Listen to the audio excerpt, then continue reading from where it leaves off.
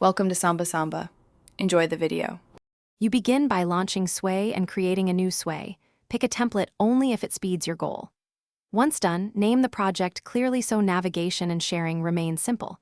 Make sure to import your core assets now, images, short text blocks, and any URLs, because organizing content early saves time.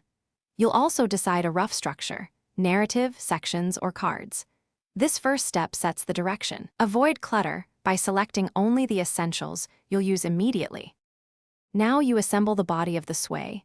Add cards for headings, text, images, and embeds, because each card represents a digestible idea.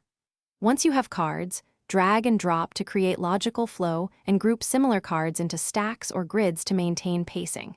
Make sure to adjust card emphasis and add concise captions so viewers grasp context quickly. As you refine, preview often to test rhythm and transitions. This helps you spot awkward breaks and tighten the narrative for smooth. To finish, pick a cohesive design and layout that supports your message. Consistency in fonts, contrast, and spacing improves comprehension.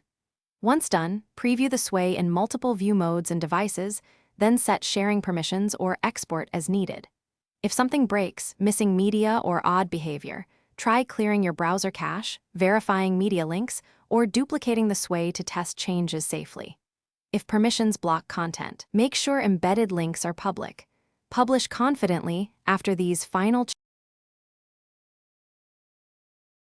Thanks for watching. Consider subscribing if we helped you.